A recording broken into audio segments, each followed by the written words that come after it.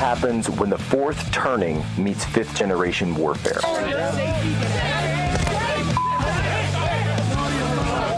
A commentator, international social media sensation, and former Navy intelligence veteran. This is Human Events with your host, Jack Posobiec. Christ is king. Amid already heightened tensions, today, military escalations with Iran. The American aircraft carrier USS Abraham Lincoln, which just arrived in the region as part of President Trump's military buildup, was today approached about 500 miles from the Iranian coast by an Iranian drone, flying aggressively and with unclear intent, according to U.S. Central Command. The Lincoln scrambled a fighter jet and shot it down. But what is really the major problem in this country today is the fascism in our streets. The attacks on American citizens by masked hoodlums. If you were attacked by a masked person, you might think you were being kidnapped. You'd be justified in shooting the person. For those who are not a national security threat or public safety risk, you are not exempt from immigration enforcement actions. If you're in the country illegally, you are not off the table. And let me be clear, President Trump fully intends to achieve mass deportations during this administration, and immigration enforcement actions will continue every day throughout this country.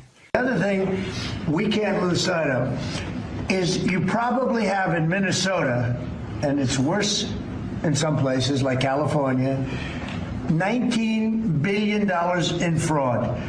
And we're going to find out, we're very deep into that investigation. The accused assassin of conservative activist Charlie Kirk was back in court today. 22-year-old Tyler Robinson was shackled at the waist as he watched his defense attorneys argue pretrial motions that could impact whether he gets the death penalty.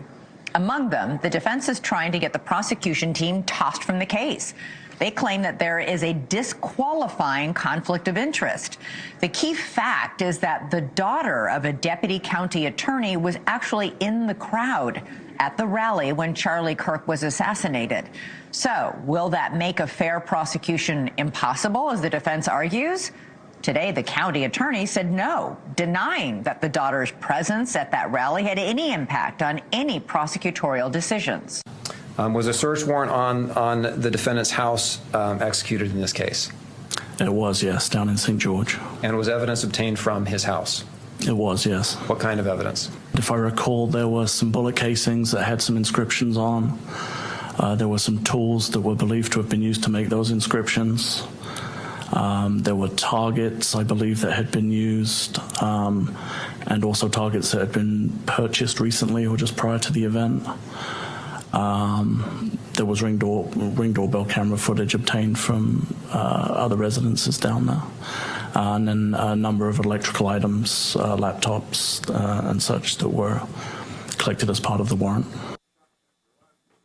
All right, folks, Jack Posobiec here. We're back. Human Events Daily, live on Real America's Voice. Today is February 4th, 2026.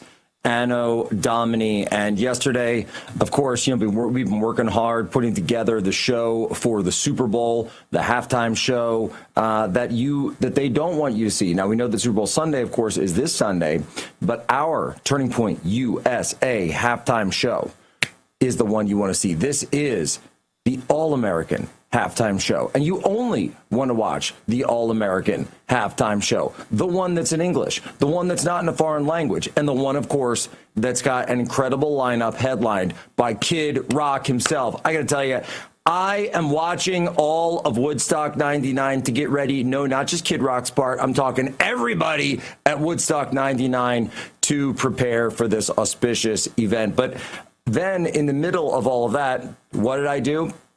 Went back and had to watch this hearing, Tyler Robinson, and there's this moment where one of Tyler's defense attorneys, I'm sorry, she just goes full theater kid on us. Check it out. And you mentioned, I know I have 2 minutes. I'm going to talk very fast. I know she's about to kill me. You mentioned the DNA evidence. You're certainly not a DNA expert. Is that correct? I'm not, no. And are you aware that the DNA evidence that was seized from the scene consisted of a mixture of at least 5 different individuals? I'm not a DNA expert, so...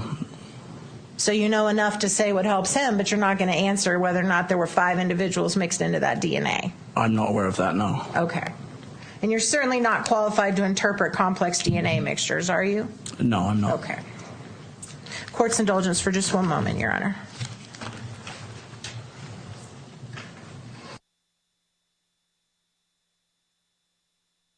Six minutes. Ms. Nestor, is there, I know I gave you that 6 minutes. Is there any other questions that you feel you need to ask? Thank you for asking, but I think I'm done. Thank you. Thank you. What is going on here with this lunch pail? She's up there going, all right, explain this to me. She's like, oh, you're not the DNA expert, but we're going to ask you about a bunch of DNA stuff that isn't in evidence and also has no bearing on you and anything that you did. But we're going to go check this out. We're going to go look at this. We're going to try. Excuse me? And then she accuses him. Oh, well, you'll give the other guy an answer, but you won't give me an answer. Oh, you answer my question. And he's like, I'm not qualified to do that. That would be breaking evidentiary rules. That would be breaking all sorts because she's going full theater kid. Why is she going full theater kid? It's very clear to me. Desperation is setting in. That's why they're trying these delay tactics, these emotional tactics. We're going to do a full deep dive of this. But coming up next, we got a special guest with us to break down the All-American Halftime Show. Right back. Human Events Deal.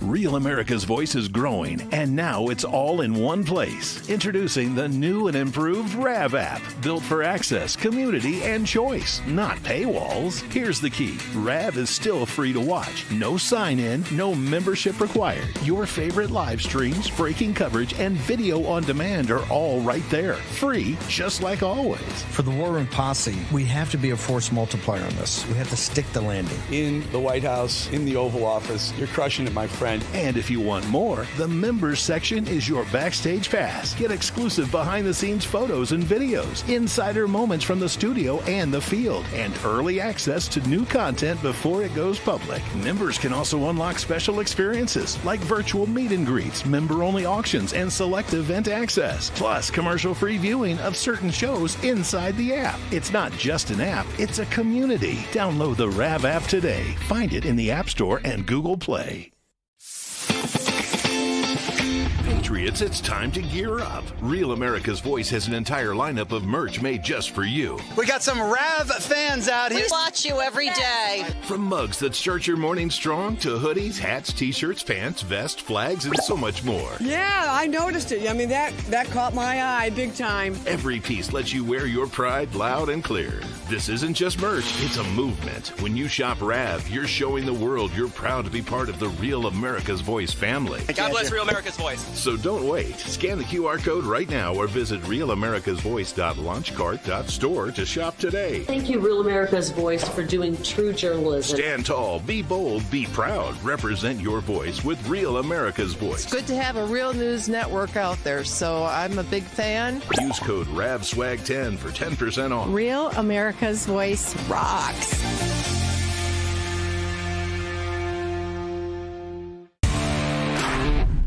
Hello, this is Hockey Nut from Weyerhaeuser, Wisconsin. Just saying, tune in to Real America's Voice for the truth.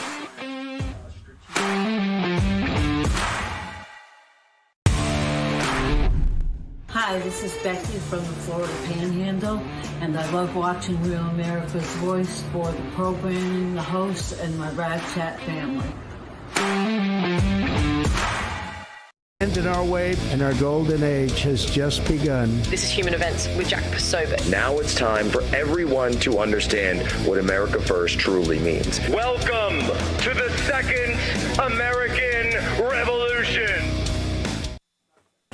All right, Jack Posobiec, we're back live here, Human Events Daily on Real America's Voice. Folks, if you're anything like me, you know the holidays, they were brutal.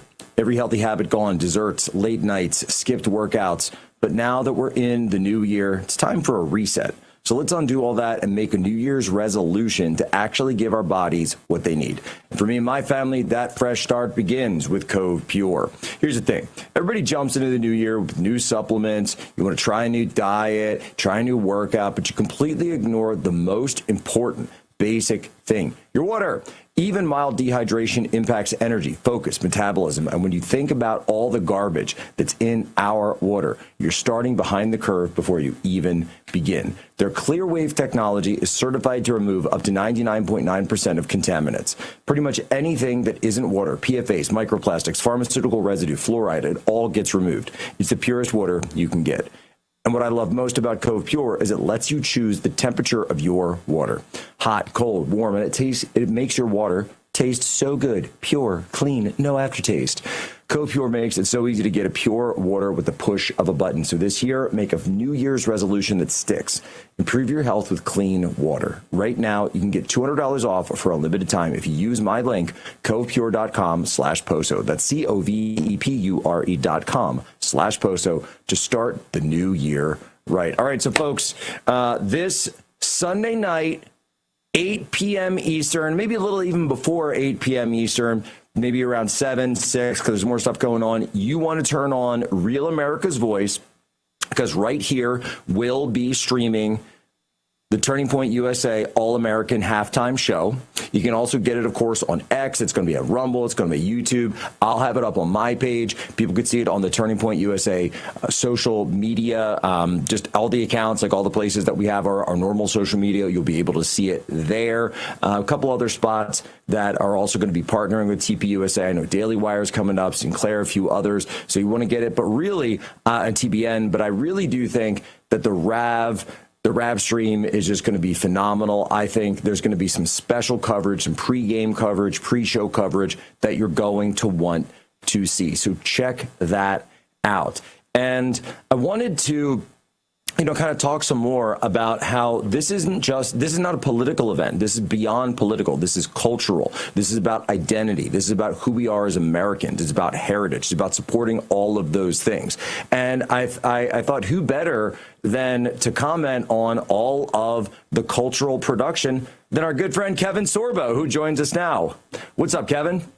Hey, how you doing? It's good to see you again. Doing real well. So I got to ask you, how did you think when the announcement came down that the other halftime show was getting Bad Bunny? I didn't even know who the dude was, and my boys had to let me know who it was, and I went online to look at his music and stuff. And it's just it's interesting to me what they do within the Super Bowl halftime show, what it used to be and what it's kind of turning into over these last 5-6 years, because the whole idea of the Super Bowl with the commercials, who are they promoting? Who are they going after? They're going after the people that actually buy products, and that's the 40 years old and older people. And yet they bring a guy out that most of these guys 40 and older aren't going to know who the heck this dude is. And we got a little taste of course, at the Grammys, but I never watched. I just watched some of the clips, of course, because all these award shows keep getting less and less coverage because nobody cares anymore. They only care within a little bubble of Hollywood, just like the Democrats only care about the little bubble in Washington D.C. But we got to realize that the commercials coming on right now, these $2, $3, $4 million commercials, are targeting people that actually can afford the products that they're actually promoting for the most part, and that's the crowd that wants to watch. They'd rather see Fleetwood Mac. They'd rather see Supertramp. They'd rather see Styx or Journey or Eagles or something at halftime instead of this guy. So I think a lot of people are going to flip over to what you guys got going at TPUSA with a group of people that represent America far better than the Bunny guy does.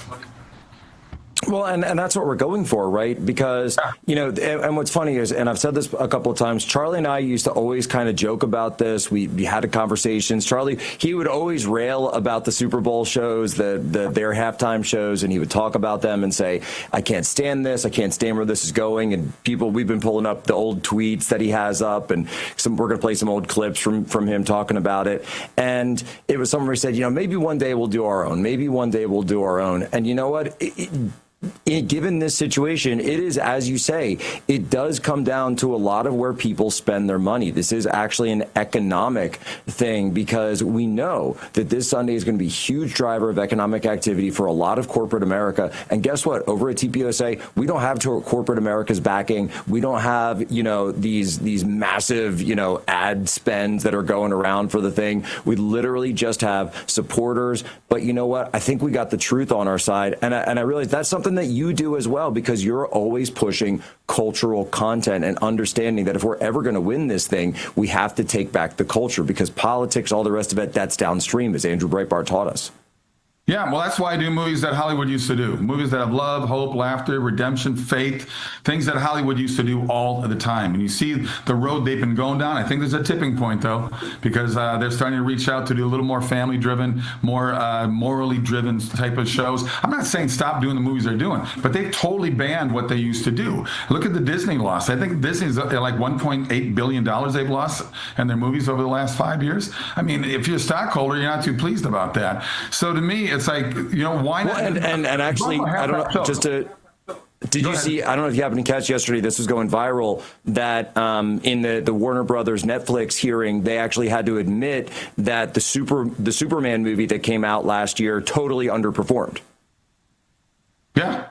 They hate to admit that. But look, the best Super Bowl performance that I can think of memory right now was not even an American guy. He was from across the pond, but Paul McCartney. When they had Paul McCartney, it was huge. People loved it because he's about as American as you can get with the music that had an influence on people back in the 60s and 70s. So I don't know why they don't go back to that, why they cater to the teenagers. Maybe they're trying, I don't know, maybe they're trying to build the NFL to have more viewers in that age group, when so many of them in that age group probably don't even watch anymore. So I know I'm a football guy. I probably love college football more than the NFL, but I'll be watching the Super Bowl game. I still got my favorite teams out there. So it's going to be interesting to see how many people flip over to watch TPUSA's halftime show as compared to the halftime show that already has a locked-in audience only for the football game. Well, no, and I think that's absolutely huge. By the way, I love that you bring up that Super Bowl, because of course the Eagles, my team, the Eagles, lost that Super Bowl. So I try to pull that out of my memory. But yes, Paul McCartney was definitely the highlight for me. I think it was the 04 season, so I guess they played in 05. And it was it's really something. What does it mean, Kevin, if we can get an audience? And you've seen all the great cultural content. Angel Studios is out there. Your stuff is out there. The numbers are going like crazy for these parallel cultural content. What does it mean if we put up numbers that rival or even surpass the other show? It shows you that it reinforces why Americans voted for Trump. Let them been voting for somebody like Kamala Harris, who only made this country even worse, because that was the best person that they could actually come up with to run against Trump. But I hope it does, and I think it really comes down to people getting out their word of mouth. I mean, word of mouth is the biggest thing to make things happen. So, like you said, you don't got a $100 million advertising budget to promote this thing. So hopefully, people will spread the word and say, guys, flip the channel, get over there and watch this halftime show. Because I can't remember the last time I sat through an entire halftime show. I just don't care anymore for the people they bring out there. Call me old school, but the 70s, 80s, 90s had much better music than what's going on right now. Well, that's right. And I'm told that for folks that watch it right here on Rav, by the way, right here on Rav, that Kid Rock already said in one of the interviews that he's got a big surprise planned. I don't know what it is. People are like hitting me up like crazy. Jack, what's going on? What's the plan? I'm like, look, guys, I know a little bit, but the actual content, that's really up for the artists. There's a lot that, people are leaving to them. And, Brantley Gilbert, Gabby Barrett, Lee Bryce. I mean, it's just going to be a phenomenal lineup. But, a guy like Kid Rock, that's somebody who should have been headlining halftime shows before. He should have done multiple already halftime shows. And I'm kind of surprised that he hasn't, because this is a guy who, tours coast to coast, sold out, huge star, huge songs. Plus, you got the lineup that is phenomenal. And I'm just going to tell people, if you miss this show, you are going to miss a piece of history. And people are going to remember where they were when they took a stand and when they changed the channel, put on Rav, and watched this halftime show. That's really what it's about, isn't it, Kevin? Yeah, come on and join the party. It's a better party than what they're going to have at the Super Bowl. But once that's over, go back to the game. So my prediction, Seattle's going to win. Go ahead, prediction. I'm a Viking guy, and I'm not happy with your Eagles when you beat us back, was it 2018 or whatever it was? In the NFC Championship. Yeah, that's right. And your main quarterback was out. You had Coles or Foles, whatever his name is. Yeah, Foles, Nick Foles. He played the best he's ever played for 3 games in a row and then disappeared. It's just amazing. Yeah, it was, just God ordained. What can I say? God ordained. Kevin, where could people go to check out everything that you're up to in terms of the cultural output? Sorbo Studios. Go to sorbostudios.com. I've got an amazing documentary out there right now that I did with the wonderful John Lennox. He's one of the world's greatest apologists. It's on Amazon right now. It's called Standing Against the World. Please check it out. It's about proving God in a world of science. We shot 3 weeks to Oxford, England, where he's a retired math professor, and 2 weeks in Israel. Standing Against the World. Please check that out. And sorbostudios.com has all the information, plus the cruise that my wife and I are hosting late September into October. We're going to walk in the footsteps of the Apostle Paul. Go to sorbocruise.com, sorbocruise.com. Sign up right now. You're going to love this cruise all through the Greek Isles, and it's going to be an amazing trip late September. And no, that's amazing. By the way, I got to ask, I don't know if you've caught any of the new Game of Thrones Night of the Seven Kingdoms, because I'm watching this saying, wait a minute, isn't this just the legendary journeys of Hercules, but put into the Game of Thrones? It's like the exact same thing. I got to check it. I'm sure it is. That was a wonderful 7 years. And it was written around the same time. Yeah, it's too funny. So hopefully I'll do it. But by the way, the reason I'm cheering for Seattle to win is one reason only, because of the quarterback, Sam Darnold. He was with the Vikings. The Vikings are the only team. Real America's Voice is growing, and now it's all in one place. Introducing the new and improved RAV app, built for access, community, and choice, not paywalls. Here's the key. RAV is still free to watch. No sign-in, no membership required. Your favorite live streams, breaking coverage, and video on demand are all right there. Free, just like always. For the War Room Posse, we have to be a force multiplier on this. We have to stick the landing. In the White House, in the Oval Office, you're crushing it, my friend. And if you want more, the members section is your backstage pass. Get exclusive behind-the-scenes photos and videos, insider moments from the studio and the field, and early access to new content before it goes public. Members can also unlock special experiences like virtual meet and greets, member-only auctions, and select event access, plus commercial-free viewing of certain shows inside the app. It's not just an app, it's a community. Download the RAV app today. Find it in the App Store and Google Play. Patriots, it's time to gear up. Real America's Voice has an entire lineup of merch made just for you. We got some RAV fans out here. We watch you every day. From mugs that start your morning strong to hoodies, hats, t-shirts, pants, vests, flags, and so much more. Yeah, I noticed it. I mean, that caught my eye big time. Every piece lets you wear your pride loud and clear. This isn't just merch, it's a movement. When you shop RAV, you're showing the world you're proud to be part of the Real America's Voice family. God bless Real America's Voice. So don't wait. Scan the QR code right now or visit realamericasvoice.launchcart.store to shop today. Thank you, Real America's Voice, for doing true journalism. Stand tall, be bold, be proud. Represent your voice with Real America's Voice. It's good to have a real news network out there, so I'm a big fan. Use code RAVSWAG10 for 10% off. Real America's Voice rocks.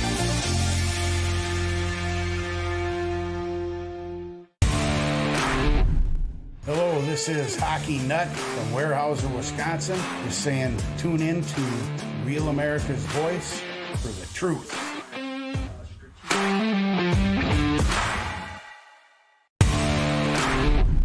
Hi, this is Becky from the Florida Panhandle, and I love watching Real America's Voice for the programming, the hosts, and my Rad Chat family.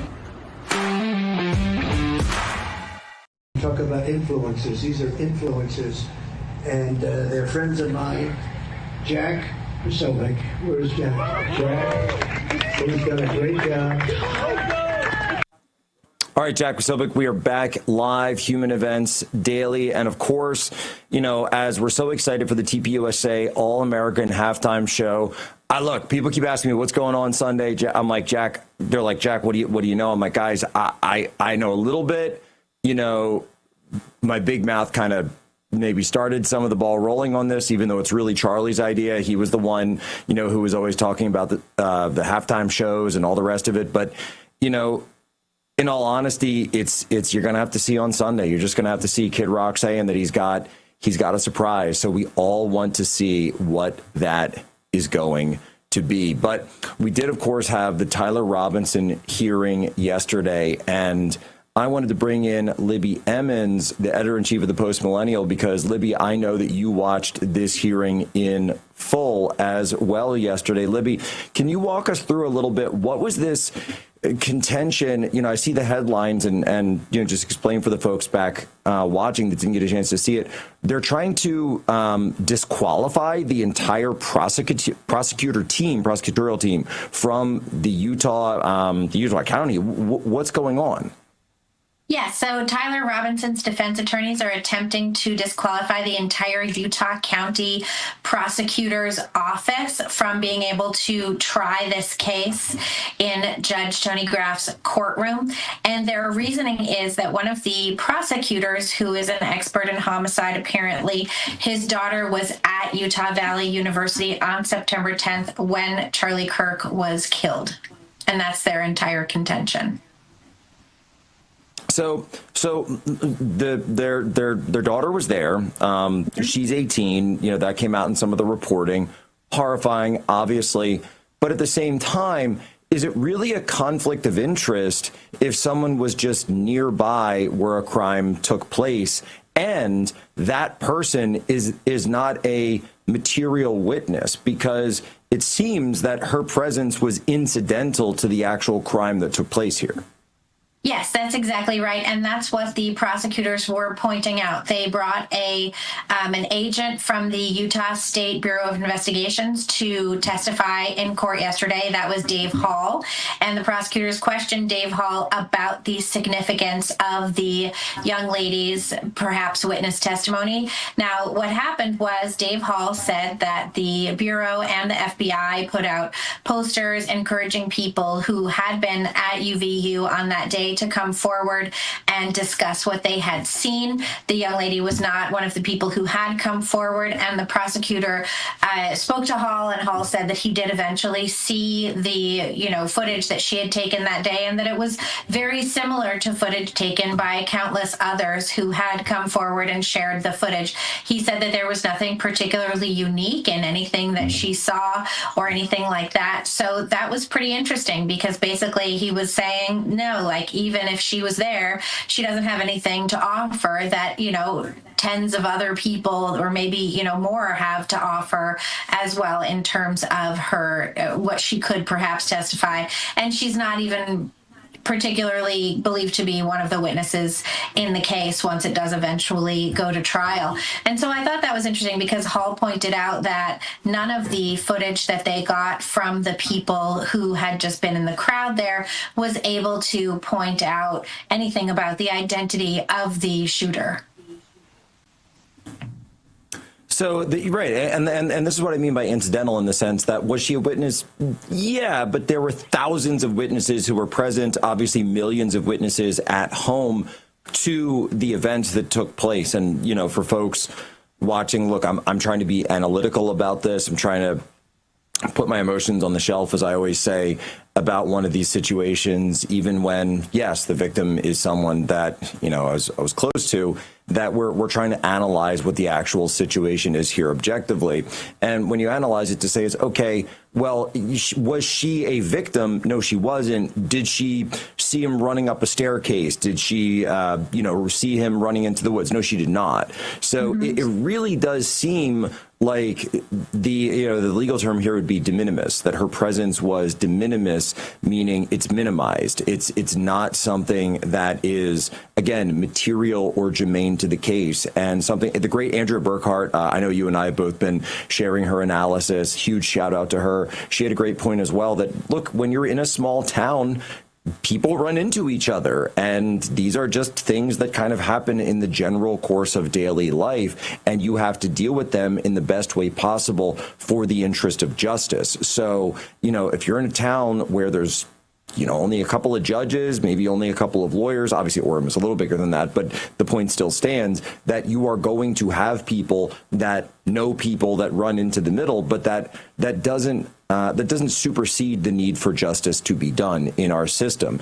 And of course, I believe the judge's worry and the fact that, so I believe he did deny the referral to the Attorney General because they're saying, oh, the Attorney General should, review all this. He denied that. I believe, and I think a lot of people, that is a sign that he's probably going to deny this motion. Yeah, I got that sense as well. And that is my feeling. Of course, we're not going to know until February 24th, which actually brings me to something that I think is important, which is I believe that the defense attorney, I believe that what they are trying to do, that team, is put in a lot of delays, is put in as many questions ahead of the trial as possible. Robinson still has not entered a plea. There hasn't been an arraignment. That's not scheduled until something like May. So I think what they're trying to do is really muddy the waters here of what otherwise looks like a pretty straight ahead murder case. And so they're trying to bring in all of these extra ideas of, perhaps the prosecutor has been biased.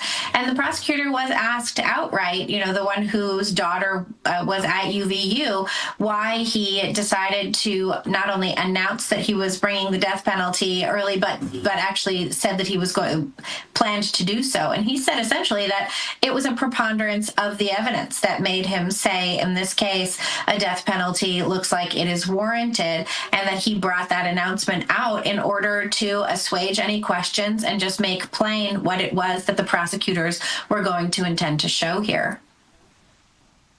And I think that's right, and I think that that all needs to be understood, that all needs to be dug into. We're coming up on a quick break.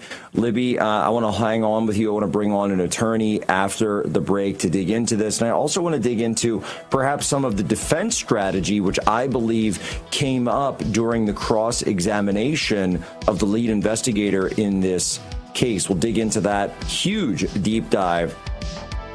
The trial of Tyler Robinson for the murder Charlie Kirk. Human Events Daily continues.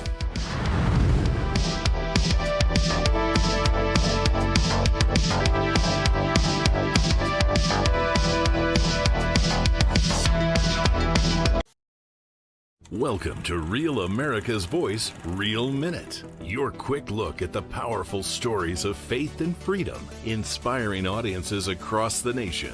Angel Studios presents. I'm Bo Davidson with this Real America's Voice, Real Minute. Most people know the biblical story of David, the shepherd boy who fought Goliath and became king. Well, Angel Studios has created a new animated film called David that tells the story of Israel's greatest king. There's a light I've always followed when I'm looking for the way, when I'm searching for the answer, in the moments I'm afraid. There's a whisper in the wind and a story in the sky when I'm looking for a lantern to illuminate the night. If you want the secret of freedom and feeling alive, you gotta follow the light. Follow the light. For those who love great animated classics like The Lion King and Prince of Egypt, David is an awe-inspiring animated musical that depicts David as a spirited boy who fought lions, giants, and even betrayal, depicting how one boy's faith could lead him to be king of Israel. David will be released in theaters just in time for Christmas on December 19th, but your family can get a head start by watching the prequel to the film, Young David, which is streaming exclusively right now on Angel. It's perfect for the entire family and has memorable music. So once you join the Angel Guild, you can start watching Young David right now and prepare the fam for the David film in theaters in December. And by joining the Guild, you'll guarantee 2 free tickets to see it. And it's a great value. Let's be honest, going to the movies isn't all that cheap. But if you're a member of the Angel Guild, not only do you get those 2 free tickets to David, but you'll now have access to every single film or TV series on Angel at your convenience anytime. So just go to angel.com/Rav and join there.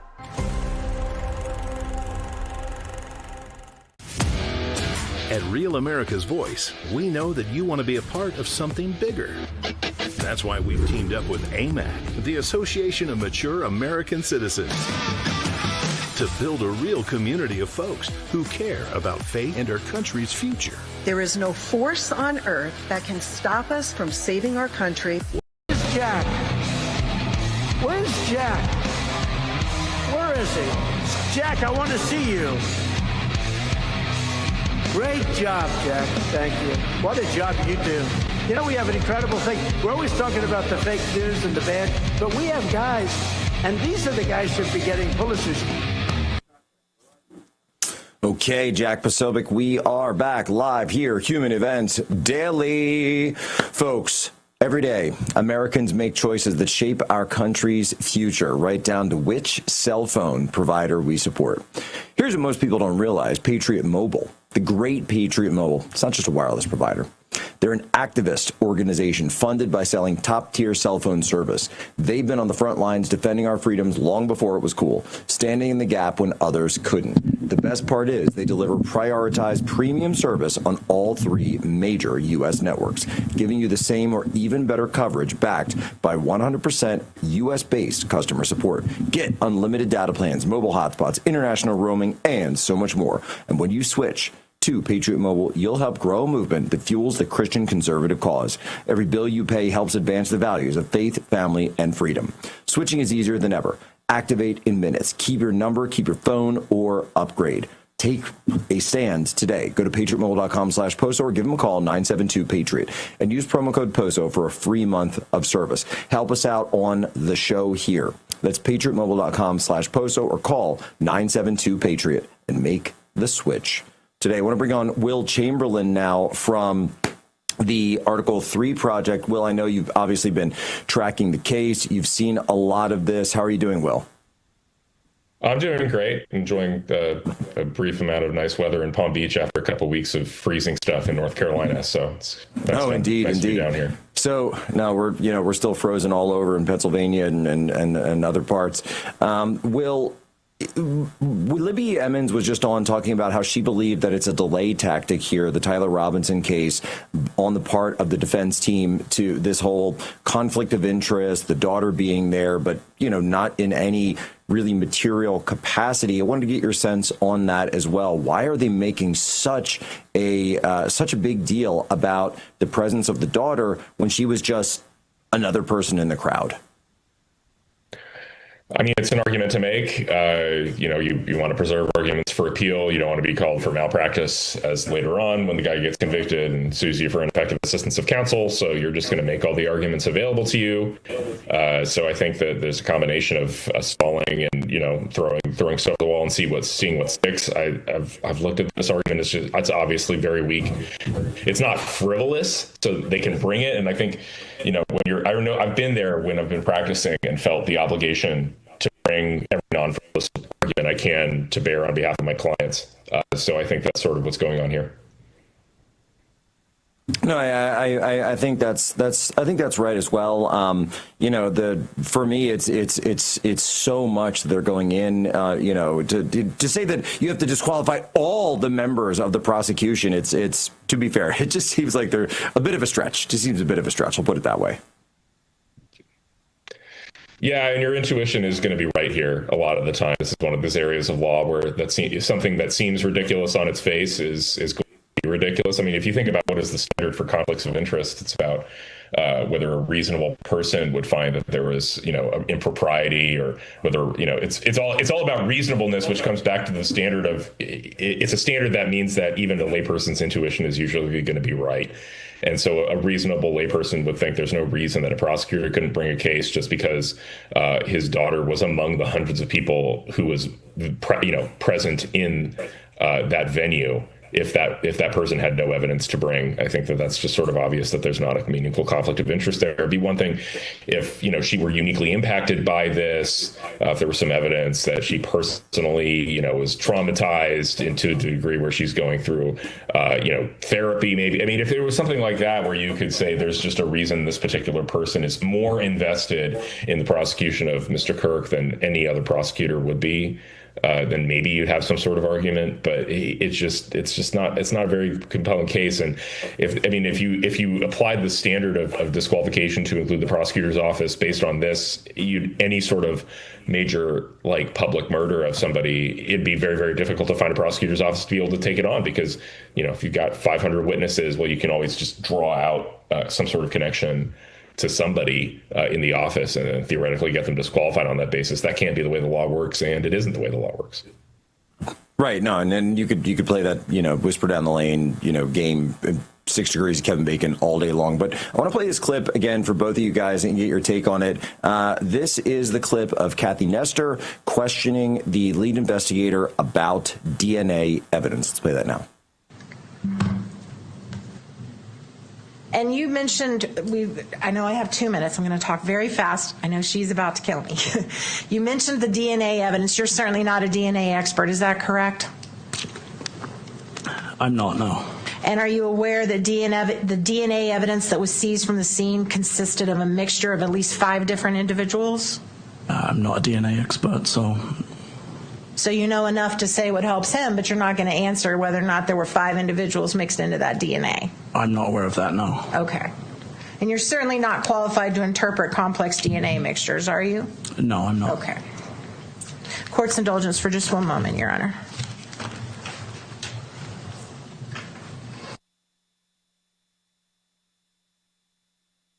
Six minutes.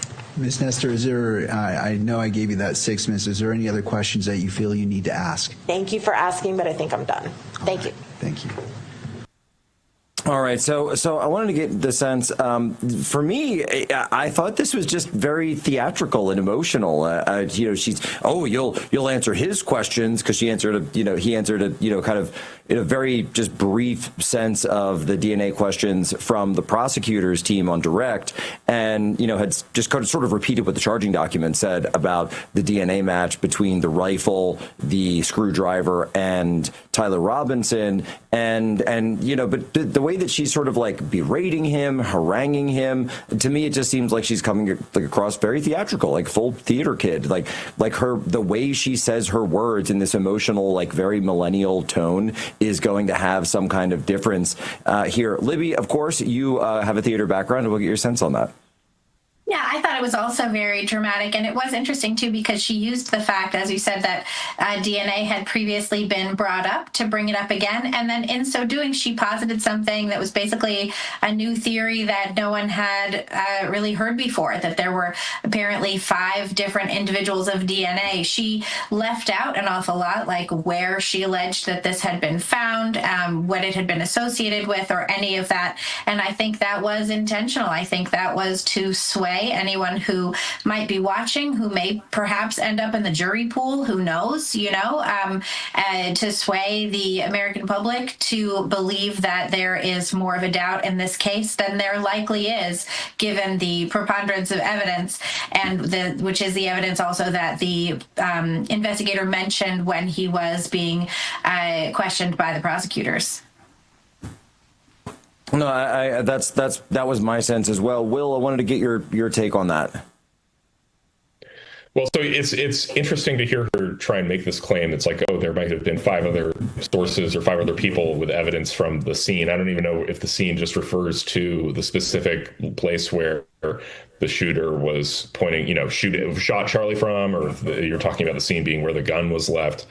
But this is actually very common, because oftentimes what happens is that there's the DNA of the criminal, and then there's the DNA of the police officers who are there to collect the pieces of the scene. So it's the kind of thing that if this actually tries to come up at trial, I don't know that it will, because I wonder if the defense counsel will just be ready for, the obvious follow-ups from the prosecution, which will be like, okay, so who are the other 4 people that were identified? And then it'll be a list of 4 of the police investigators who came onto the scene, or something like that, it'll be one of Tyler Robinson's friends.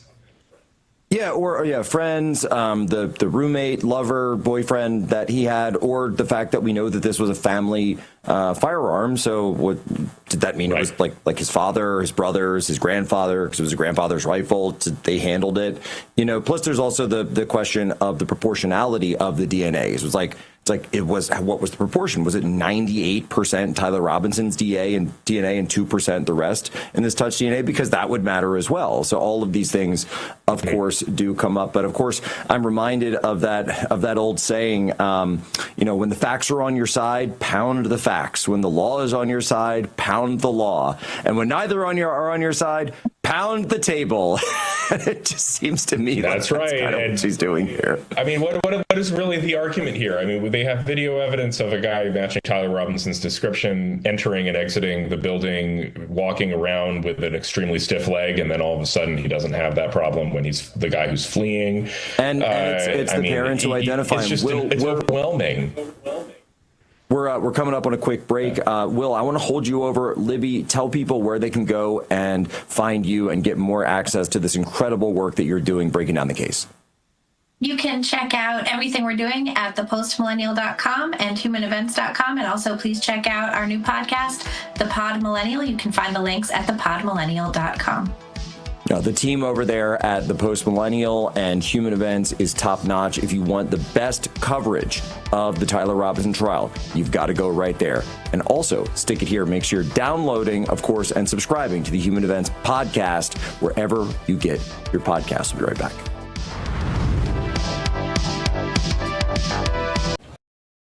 Welcome to Real America's Voice, Real Minute. Your quick look at the powerful stories of faith and freedom, inspiring audiences across the nation. Angel Studios presents. I'm Bo Davidson with this Real America's Voice, Real Minute.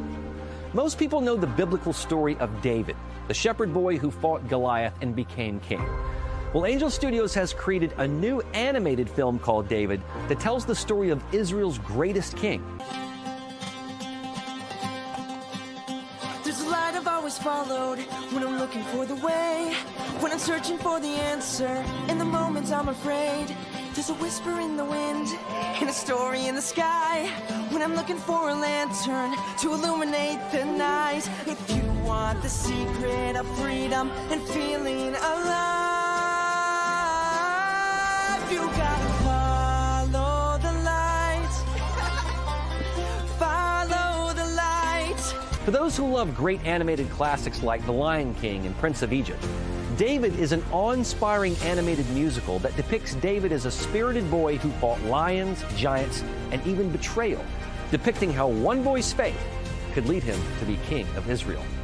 David will be released in theaters just in time for Christmas on December 19th, but your family can get a head start by watching the prequel to the film, Young David, which is streaming exclusively right now on Angel.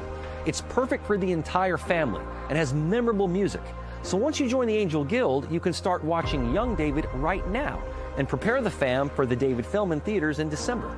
And by joining the Guild, you'll guarantee 2 free tickets to see it. And it's a great value. Let's be honest, going to the movies isn't all that cheap. But if you're a member of the Angel Guild, not only do you get those 2 free tickets to David, but you'll now have access to every single film or TV series on Angel at your convenience anytime. So just go to angel.com/Rav and join there.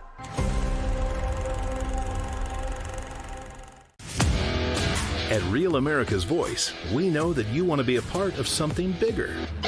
That's why we've teamed up with AMAC, the Association of Mature American Citizens, to build a real community of folks who care about faith and our country's future. There is no force on earth that can stop us from saving our country. Jack is a great guy. He's written a fantastic book. Everybody's talking about it. Go get it.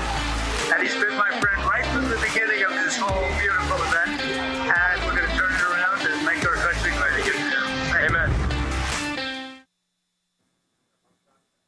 All right, Jack Posobiec, we are back here. Will Chamberlain is our guest. We're talking about the latest in the Tyler Robinson trial, who's on trial for the murder of Charlie Kirk. Will, some of the questions that we're getting in regarding these forensics, the DNA, okay, a mixture of 5 strands of DNA. You know, this is one of those things that I've noticed in other murder trials that I've covered over the years, that it always seems to come up, especially when it's a death penalty trial. They really get into the nitty-gritty of the DNA tests, the way it's written, the way it's worded, because, again, not typically because they're looking to actually disprove the guilt, but they're looking to just obfuscate the actual situation and the actual test. So even though you have a test that shows, okay, there is a match between here and here, they'll play all these games with the words, with the phrasing, with the math involved to try to make it seem like there is a disconnect when in fact there really isn't one.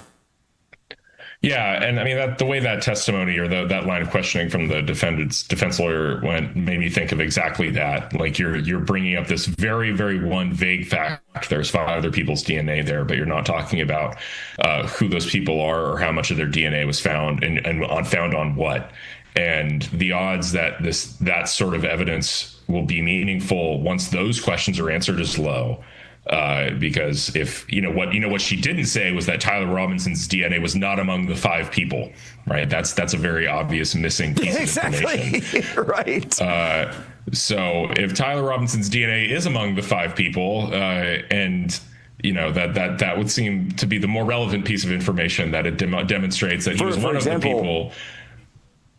Yeah, go ahead. Oh, no, just to add on that is, so he was, but also, there's other pieces of information then that you have to, so this is just logical deduction. So, okay, we can say, all right, who are those other 4 people? Can they be, was it family members? Was it friends? Can we look at this? But then also, this isn't this type of argument or this type of line of questioning only really makes sense if you look at this piece of evidence in a vacuum and don't consider the fact that, okay, well, do we have evidence of anyone else running into those woods and then coming out of those woods on the Ring camera? Oh, we don't. For the entire period of time, which included the time that we know that police were there surveilling the area, securing the area. He actually says in one of his own text messages, I can't go recover the gun because there's a police officer there. So we know police were there fairly quickly in the area where the gun was, where the rifle was. Is there a cell phone, trail? Is there an electronic trail from a cell phone that can be tied as well? Were any of these other people that were found on the DNA, were there electronic signatures found there as well, footprints, et cetera? I could go down the list of all of these other ways that you can prove. So it's never just one piece of evidence, but of course, in this instance, they'll try to make you think, well, oh, this shows that something else was involved. They do this with the OJ trial all the time, by the way, when it's like, well, someone else was there. And it's like, but we can tell that there were only 3 people on that sidewalk. We can tell that from the evidence. There's only evidence of 3 people. So you just can't add these people because there's no evidence of that. Right. I mean, who else is going to have access to this specific gun prior to Kirk's shooting? That's another obvious question, right? You have 5 people with DNA on it. Okay, everybody on that list who would not have possibly had access to this gun is irrelevant because it means that their DNA came onto the scene after the crime was committed. Okay, so now we're down to just who? The family members? Is there, and then maybe there's or it's Twigs or something. Is there any evidence that a guy matching Twigs' description was on scene? Is there any electronic evidence that any of these other people were in the shooter's nest? Oh no, just Tyler Robinson. Okay, this is people. The funny thing is the defense lawyer is bringing up this piece of information as though it's going to vindicate them, but in reality, the fact that there's only 5 DNA matches to the crime scene and Tyler Robinson is among them is a devastating fact for the defense, and it's going to be something the prosecution actually leans on. And so, I think maybe she's just trying to sort of set the frame in these preliminary hearings well before any evidentiary rules come into play, because obviously this line of questioning wouldn't be allowed in trial in front of the jury because there's a lack of foundation. There's all sorts of other problems with it. But we're in a preliminary hearing discussing whether or not the go ahead. No, but I was just going to say that we say we're not in front of the jury, but in a sense we are, because she herself brings up the fact that there have been theories bandied around on social media, that there's this entire firestorm going on regarding this. She well knows and is, in fact, the one that calls attention to the social media theories and this very real sense that potential jurors are on social media who may have seen this. She knows exactly what she's doing. She wants this piece of information to get out there to sow the seeds of doubt, not just in the jurors, but in anyone who's going to be in that members of that 12-person jury pool, the 2 alternates, etc., that she is already working to do that. That's why she asked that question, because she wants the headline out there.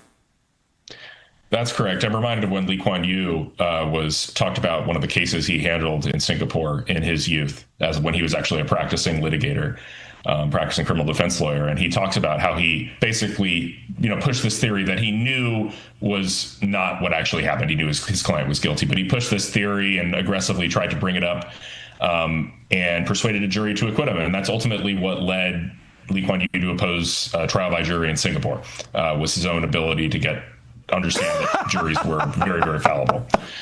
So that sounds like what this lawyer is doing. Like, I don't blame this lawyer for doing their job. Their job is to, within the bounds of ethical responsibility, try and put forward arguments and make the case for their client and increase the chances that they'll be acquitted. I'm not going to get mad at the lawyer for doing their job, but it's obviously the obligation of the judge to, rule the correct way on her motions, which are not meritorious. If not, they're not frivolous, but they're certainly not meritorious.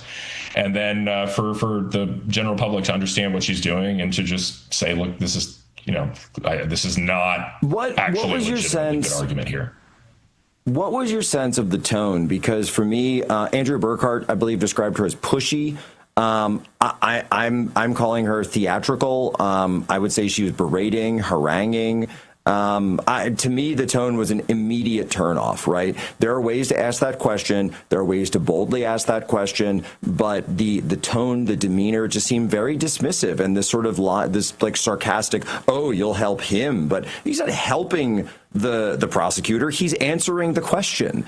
And, I don't know if I just as an objective person, when people use tones like that, it really turns me off. How much of that role do you think plays in the jury?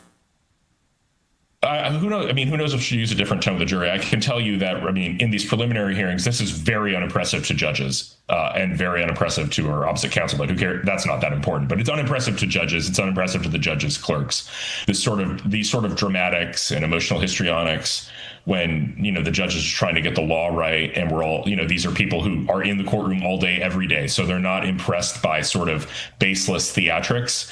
And judges, in my experience, get really irritated by this tone being taken with them in motion hearings. Like they really just want you to stick to the facts and the law and not get indignant as a counsel. The judges really don't like arrogant, indignant lawyers in front of them especially when they're arguing to the judge for the judge's ruling on something. So I don't think she's doing herself any favors with this. And even if I were her colleague, I would be telling her that, save whatever your dramatics are for the jury, maybe, but certainly do not do this sort of stuff in front of the judge, who will not be impressed.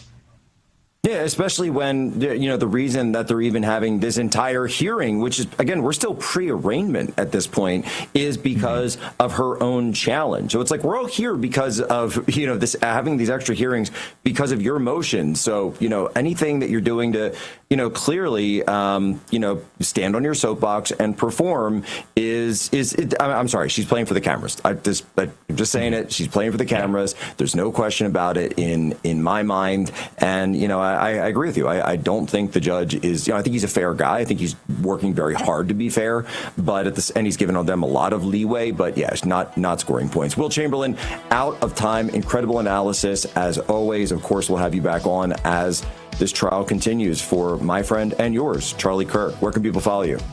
That's right. Follow me on X at Will Chamberlain, and all of the Article 3 Project is doing at a3paction.com. Ladies and gentlemen, as always, you have my permission to lay ashore.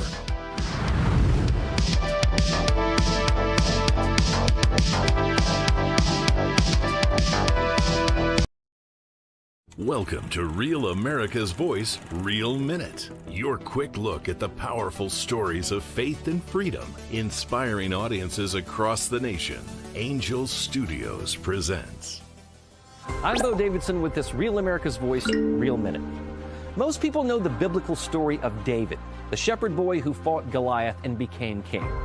Well, Angel Studios has created a new animated film called David that tells the story of Israel's greatest king.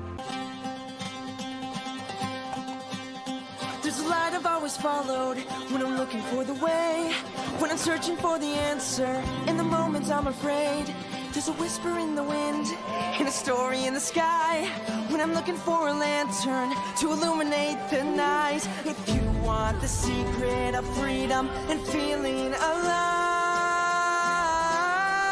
you gotta follow the light, follow the light. For those who love great animated classics like The Lion King and Prince of Egypt, David is an awe-inspiring animated musical that depicts David as a spirited boy who fought lions, giants, and even betrayal, depicting how one boy's faith could lead him to be king of Israel. David will be released in theaters just in time for Christmas on December 19th.